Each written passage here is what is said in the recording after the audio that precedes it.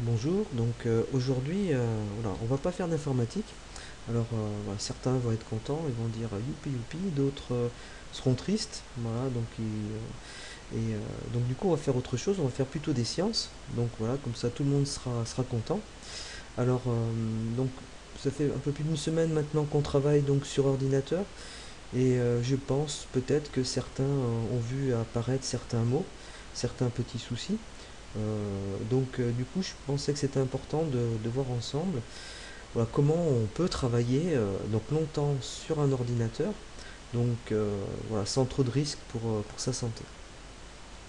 Alors, du coup, alors, je me suis servi de certaines références, qui sont données par l'INRS, donc c'est l'Institut national de recherche et de sécurité, et aussi quelques articles sur sciences et avenir.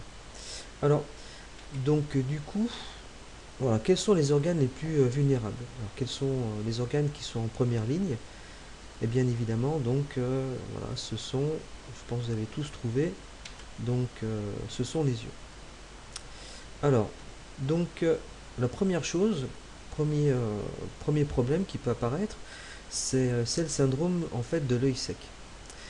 Alors, donc, euh, donc pourquoi en fait? Eh bien, tout simplement parce que lorsque notre attention est prolongée, eh bien ça va provoquer, si vous voulez, la diminution du clignement des yeux. Alors, en fait, concrètement, qu'est-ce qui se passe? Donc, vous avez les glandes lacrymales qui produisent notre liquide lacrymal qui va se déposer sur l'œil. Et normalement, le fait de cligner des yeux, donc ça permet de répartir ce liquide lacrymal et de nettoyer notre œil.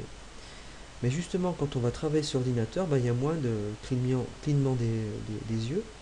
Et du coup, ce liquide lacrymal eh bien, en fait, va s'évaporer. Donc notre œil sera beaucoup plus sec. Alors, ça va entraîner certains soucis, certains problèmes. Notamment, ça peut faire mal aux yeux et ça va diminuer les capacités visuelles. Alors comme aussi l'œil est sec et pas nettoyé, et bien du coup ça peut entraîner quelques infections au niveau de l'œil. Voilà. Donc, euh, du coup, alors qu'est-ce que je vous conseille? Comme ça devient plus un acte réflexe, c'est de temps en temps de cligner des yeux. Ou sinon, moi ce que je fais, hein, tous les matins, avant de me mettre sur l'ordinateur, je me mets un petit peu de liquide physiologique dans les yeux, donc quelques gouttes. Voilà, généralement je le fais après midi et le soir. Voilà, pour que l'œil soit bien humidifié. Alors c'est pénible ce syndrome-là. Voilà, donc moi ça me le fait un peu, donc du coup voilà, il faut bien hydrater ses yeux et bien cligner des yeux. Alors, ce qui va aussi poser problème, c'est la quantité de lumière. Alors, donc, euh, premièrement, je vous ai mis, il faut adapter la luminosité de son écran à la luminosité de la pièce pour éviter la fatigue visuelle. Alors, qu'est-ce qui se passe concrètement? Votre œil, si vous voulez, quand la pièce est sombre, eh bien, votre pupille, en fait, elle est dilatée. Votre pupille augmente si vous voulez, de diamètre pour que, en fait, il y ait suffisamment de lumière qui rentre dans votre œil et que vous ayez une image correcte sur votre rétine. Par contre, si la pièce est très éclairée, eh bien, c'est le phénomène inverse. Votre pupille, qui est en fait la partie, c'est le petit rond noir qui est sur votre œil, va en fait se rétracter. Et du coup, justement, pour qu'il y ait moins de lumière qui rentre dans votre œil, que vous ne soyez pas ébloui. Alors, imaginons le cas suivant, vous êtes travaillé sur votre écran, qui a une luminosité qui est très très faible, voilà, et on est dans une pièce qui est très éclairée, donc vos documents sont très éclairés. Et bien du coup, quand vous regardez vos documents, et bien, votre pupille, elle est rétractée, donc son diamètre est petit, et dès que vous allez regarder votre écran, comme le luminosité est faible, et bien votre pupille va se dilater. Donc ça va faire travailler, si vous voulez, vos muscles au niveau de vos yeux, et ça va entraîner donc une fatigue visuelle. Alors, donc vous allez me dire, mais comment faire pour justement adapter la luminosité de la pièce à mon écran? Alors, Donc du coup, voilà, je vous conseille, donc si vous êtes dans une pièce qui est vraiment très claire, voilà, donc c'est d'augmenter donc la luminosité donc de votre écran. Et si vous êtes dans une pièce peut-être qui est plus sombre, où il y a peu de lumière, et bien là du coup ça va être de la baisser. Alors comment faire? Alors je vais vous montrer. Alors on a deux solutions. Une première solution directement logicielle. Voilà, si vous êtes un petit peu à l'aise en informatique, il faut rentrer dans les configurations de la carte graphique. Voilà, sinon on a une deuxième solution qui est plus simple, c'est une solution, on va dire, mécanique. Alors, donc je vais vous montrer, donc une petite vidéo. Alors moi j'ai essayé du coup de le régler, donc c'est pareil. Alors, donc je lance la vidéo. Alors, donc je vais enlever le son. Donc ici, voilà, vous avez votre écran. Euh, donc sur l'écran, alors je vais baisser les... Voilà, je vais baisser le son. Alors sur le côté, on peut avoir des boutons pour pouvoir régler, et aussi en dessous. D'accord. Alors, voilà, faut tâtonner un petit peu, il faut appuyer sur tout le bouton, hein, technique par le test. Voilà, donc on appuie sur le bouton, ça met en route. Et ici, vous avez, ici c'est les paramètres. Enfin, donc là, c'est un écran insert. Donc ça dépend de tous les écrans, si vous voulez. Chaque marque a son, voilà, a son petit logiciel de, pour modifier l'écran. Alors, voilà, donc on rentre dans les paramètres. Voilà. Donc on appuie sur le bouton, on rentre dans les paramètres. Et on va donc choisir brightness. Donc c'est ça. Donc là, moi je suis obligé d'entrer Enter, donc je rentre dans les paramètres. Donc je descends ici dans brightness. Voilà. Donc ouais, donc c'est pas forcément simple. Voilà. Donc là, je vais euh, donc remonter. Alors, il faut remonter. Voilà, en brightness. Voilà, donc on appuie sur Enter dans ce cas-là. Voilà, donc pour sélectionner, et après, donc là c'est sélectionné, et après, donc avec les boutons, ici avec les flèches, on peut augmenter, par exemple comme ça, ou diminuer la quantité de lumière. Voilà, donc c'est vous qui choisissez. Donc si vous avez une pièce ici, moi j'ai une pièce sombre, je travaille le soir, donc du coup j'adapte la luminosité. Voilà. Donc, alors, ensuite, donc ça c'est la première chose, donc il faut adapter vraiment donc sa luminosité donc à la pièce pour éviter donc justement donc cette fatigue visuelle. Alors on a du coup aussi un deuxième phénomène, c'est le phénomène d'éblouissement qui va entraîner la fatigue visuelle. Peut-être ça vous est déjà arrivé, donc vous travaillez et vous voyez que votre écran donc est peu visible parce qu'il y a beaucoup de reflets, il y a beaucoup de lumière qui vous arrive dans vos yeux. Alors, donc on va voir un petit peu donc comment adapter son poste de travail à tout ça pour éviter le phénomène d'éblouissement. Alors, donc ici, donc on a le poste, vous avez votre poste de travail, donc la personne est en train de travailler. Alors vous voyez que vous avez ici des sources de lumière artificielle, donc là elle est bien placée, voilà, et là elle est mal placée. Alors pourquoi elle est mal placée? Parce qu'en fait elle est en face de votre moniteur, de votre écran. Alors qu'est-ce qui peut se passer par exemple? Donc on va le voir. Donc vous avez de la lumière qui provient, si vous voulez, de cette source de lumière. Et bien elle va être diffusée par votre écran.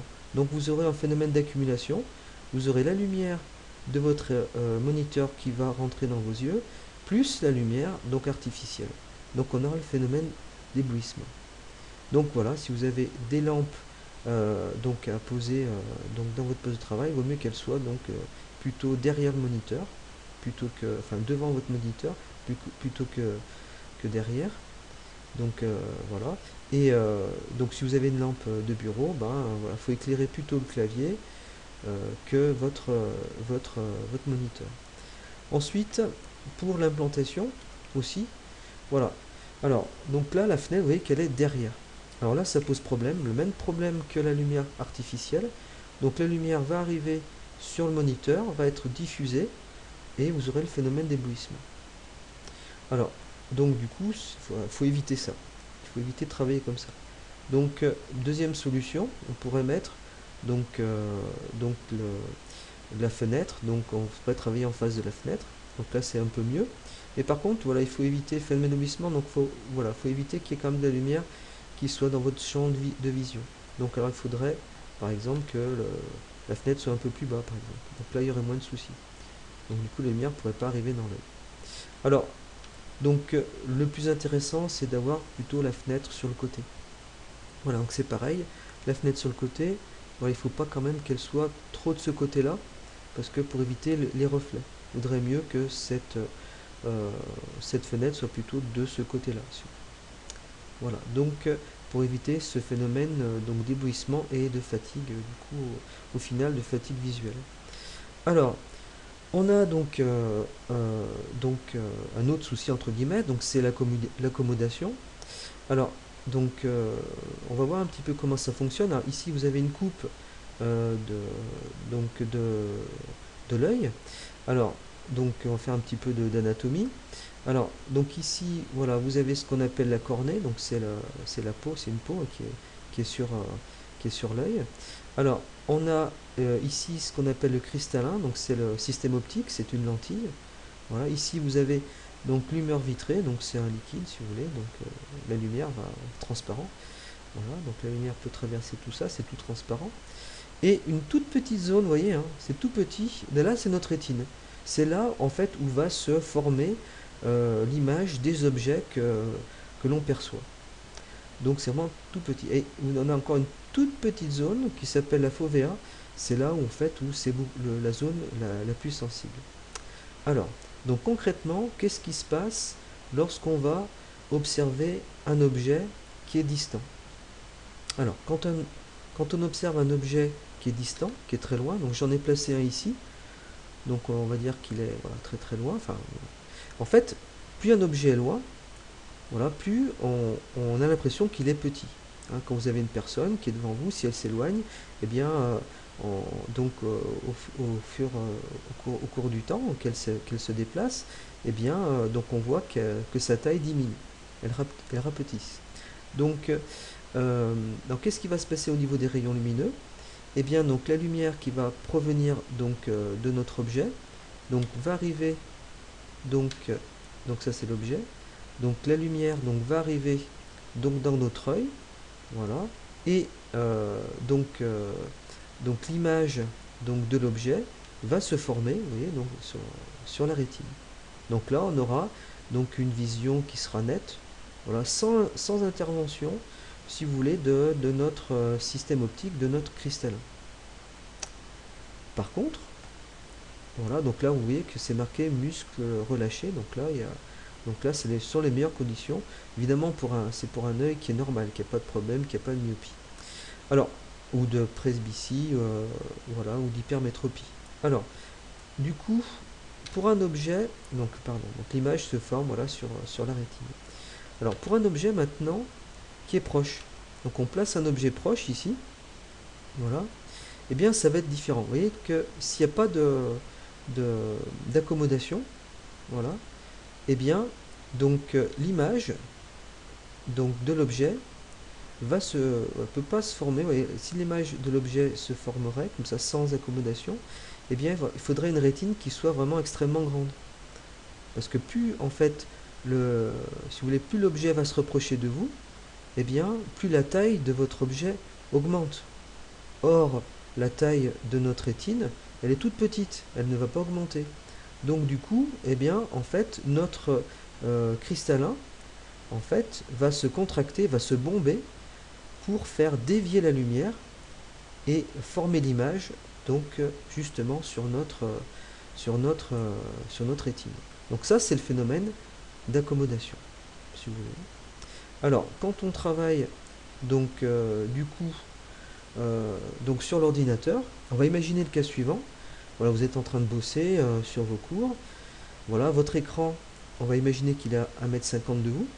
Voilà, et vous regardez vos documents, donc qui sont à peu près, on va dire 40 cm, 50 cm pardon, de vous. Ben, quand vous allez passer de vos documents en fait à l'écran, et ben, votre œil va être obligé d'accommoder. Du coup, ça va entraîner encore des fatigues visuelles. Voilà. Donc, alors, Donc l'accommodation donc entraîne une fatigue visuelle. Alors la règle, quelle est la règle pour éviter ça? Eh bien, il faut que vos documents soient à peu près à la même distance que le moniteur. Donc si vous êtes à peu près à 50 cm de votre moniteur, il faut que vos documents soient à peu près à 50 cm. Donc du coup, on n'a pas ce phénomène de fatigue visuelle. Alors, ensuite, aussi un souci avec nos moniteurs, c'est la lumière bleue, si vous voulez. Alors, donc là, j'ai récupéré donc un document donc de Sciences et Vie. Alors, donc dans ce document de Sciences et Vie, donc c'est noté voilà, que cette lumière bleue, en fait concrètement, ce sont les ultraviolets donc de la lumière bleue de nos écrans qui vont pousser donc la rétine, vous voyez, à s'autodétruire. Donc alors du coup, donc ça va entraîner, ça peut conduire à la dégénérescence maculaire, donc et à la perte de la vision carrément. Alors je vous ai mis ici le lien, je le mettrai dans la description, voilà, pour consulter l'article. Donc alors concrètement, cette lumière bleue, qu'est-ce qu'elle entraîne? Eh bien, c'est la DMLA, donc la dégénérescence maculaire liée à l'âge. Alors, voilà, donc alors je vais un petit peu vous expliquer le principe, comme ça moi vous saurez pourquoi. Alors, on va voir un petit peu de quoi est composée la lumière blanche, la lumière naturelle que l'on perçoit. En fait, la lumière blanche que l'on perçoit, en fait, elle est composée, vous voyez, donc d'une infinité de radiations de couleurs différentes. Ça va du violet, indigo, bleu, vert, jaune, orange, voilà, et rouge. Donc là, évidemment, on a toutes les couleurs intermédiaires. Alors, pour, si vous voulez recomposer toutes ces couleurs-là, eh bien, notre écran, en fait, des ordinateurs, maintenant, ce sont quasiment que des écrans à LED, eh bien, nos écrans, en fait, sont tapissés de petits pixels qui sont formés de LED. Alors, donc, ce sont des diodes qui sont fluorescentes, qui vont émettre de la lumière, de LED rouge, de LED verte et de LED bleu. Voilà. Donc, et avec ça, eh bien, on va pouvoir recréer toutes les couleurs. Alors, voilà, je vais vous expliquer. Alors, comment ça fonctionne. Voilà, donc un petit lien. Voilà. Alors, donc, par exemple, attends, je vais faire deux fois. Alors, donc si je clique sur donc lumière rouge, ben là, dans ce cas-là, lumière rouge, ici l'écran est rouge. Alors, au niveau de l'écran, qu'est-ce qui se passe? Eh bien, ce sont que les LED rouges qui sont allumés. Donc, toutes les autres sont éteintes. Si je clique sur lumière verte, ben, mon écran est vert. Ben, toutes les LED vertes sont allumées, toutes les autres sont éteintes. Alors, si je clique sur bleu, ben, toutes les LED bleues sont allumées. Voilà, et toutes les autres sont éteintes. Alors, on a donc des couleurs intermédiaires. Alors, comment faire des couleurs intermédiaires? Par exemple, le magenta. Donc, le magenta, ça sera les LED rouges et bleus qui sont éclairés. Pour le jaune, donc ça sera les LED rouges et vertes. Voilà. Et pour le cyan, ça sera des LED bleues et vertes. Voilà. Donc là, ça repose sur le principe physique de la synthèse additive des couleurs. Pour la lumière blanche, toutes les diodes sont allumées. Si votre écran est noir, ici comme c'est noir, et là vous n'avez aucune diode qui est allumée. Alors c'est pas du tout le même principe, si vous voulez, que la peinture, là où vous avez une synthèse qui est soustractive. Voilà, si vous additionnez par exemple, alors je sais pas, par exemple si on prend le magenta, donc si on prend du rouge magenta et du bleu cyan, on mélange tout ça, on va avoir du bleu. Donc on n'est pas du tout dans le même principe physique.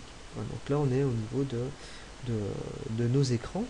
Alors c'est la synthèse qui est donc synthèse additive. Voilà. Alors donc alors ensuite, alors un petit rappel donc sur les ondes électromagnétiques. Donc en fait, donc la lumière visible en fait fait partie d'une famille d'ondes de même nature qui sont les ondes électromagnétiques. Et vous voyez que cette lumière visible ici, du violet au rouge, c'est une toute petite part de ces ondes. Donc il existe donc beaucoup de types d'ondes, par exemple les infrarouges, voilà, qui sont au-delà du rouge, micro-ondes, ondes radio. On a les ultraviolets ici qui sont juste après donc le violet, rayon X, rayon gamma. Voilà, donc ça, ce sont les ondes électromagnétiques. Et les rayonnements ultraviolets, ce sont en fait les rayonnements qui sont responsables de la DMLA. Donc c'est eux qui vont poser problème, parce que la lumière bleue, par exemple, qu'on voit, hein, donc elle est ici, et ça pose pas de problème pour notre vue, en fait, hein. Alors, donc pourquoi cette lumière bleue, donc pour les écrans pose problème? On va le voir ensemble. Voilà, parce que en fait, donc ici vous avez les UV qui sont proches du violet, mais parce que en fait les LED, la LED bleue, si vous voulez, en fait, elle n'est pas vraiment monochromatique. Alors je vais peut-être passer en voilà, comme ça pour vous montrer. Voilà, donc la LED bleue, elle n'est pas vraiment monochromatique, elle n'a pas que du bleu, si vous voulez. Elle ne veut pas produire que du bleu. Donc son spectre, c'est-à-dire toute l'étendue de ses couleurs, elles vont aller donc voilà, du bleu, et ça va inclure le violet, l'indigo, pardon, le violet, et même une partie de l'ultraviolet. Donc voilà. La diode verte, vous voyez, elle va inclure le vert, un peu de jaune, un petit peu de bleu, voilà, du cyan. Voilà. Et la LED rouge, voilà, donc un peu d'orange, un petit peu de jaune, d'orange, et du rouge et peut-être un peu d'infrarouge. Voilà. Donc en fait, ces diodes, ces LED, en fait, ces diodes électroluminescentes, en fait, elles sont pas parfaites, si vous voulez. Donc, alors du coup, voilà, vous vous rendez bien compte que lorsque on va utiliser donc notre écran, ben, en fait, on va être irradié, donc notre œil va subir l'irradiation de rayonnements ultraviolets, et c'est ça qui va poser problème. Alors logiquement, qu'est-ce qu'il va falloir faire pour réduire en fait ce taux de radiation? Eh bien, il va falloir diminuer donc l'intensité de cette lumière bleue. Alors comment faire? Donc première possibilité, alors vous avez peut-être donc des lunettes, donc ceux qui portent des lunettes, ben, généralement il faut demander à votre opticien donc le filtre de ces lumières bleues, donc ils vont vous mettre un filtre, donc ça va diminuer la quantité, mais ça ne les stoppe pas totalement du coup. Alors donc je vais repartir, donc voilà, hop. Alors comment faire donc pour diminuer? Deuxième solution pour diminuer, pour réduire la lumière bleue, alors je vais vous montrer. Donc on a une première solution, une solution on va dire logicielle. On va tout simplement rentrer dans les configurations de la carte graphique et diminuer la quantité de lumière bleue. Et on a une deuxième solution donc qui est mécanique. Voilà, je vous conseille de faire, c'est plus simple. Donc c'est pareil. Alors je vais lancer la vidéo. Alors, donc voilà, donc on revient dans les configurations de notre moniteur. Donc moi c'est ici, hein, mes boutons sont là. Donc vous ils sont peut-être sur le côté, à droite ou ailleurs, hein. Donc je rentre dans les paramètres, voilà, et je vais aller ici, hein, color temp. Donc voilà, donc ouais, je vais appuyer sur ces boutons, voilà, color temp, voilà, je vais aller dans entrée. Donc il faudra peut-être changer ici, ça sera peut-être pas marqué user, donc utilisateur, ça sera peut-être marqué autre chose. Donc là je rentre dedans, et là vous voyez que je peux donc modifier l'intensité de mes diodes, donc de mes LED. Donc je peux donc modifier le rouge, le vert et le bleu. Et là du coup, ben, si je suis à 80%, voilà, je peux diminuer. Donc si je diminue à 20% par exemple, je vais diminuer par 4 donc cette quantité de lumière bleue, donc d'ultraviolet. Voilà. Donc là c'est une bonne, moi je vous conseille de le faire. Donc c'est une bonne méthode pour diminuer donc ce rayonnement ultraviolet et d'éviter la DMLA, hein, qui peut entraîner jusqu'à la cécité. Alors, ensuite, on va parler des TMS, donc des troubles musculo-squelettiques. Alors, donc là, on a donc une situation, voilà, donc une personne en train de travailler. Donc là, elle a une bonne posture, il n'y a pas de souci. Donc son œil est à peu près donc au niveau si vous voulez, du haut de l'écran. Alors voilà, c'est surtout pour les personnes qui portent des lunettes et qui commencent à avoir un peu de presbytie, donc personnes un peu plus âgées. Donc la correction se fait en bas, si vous voulez, de vos verres.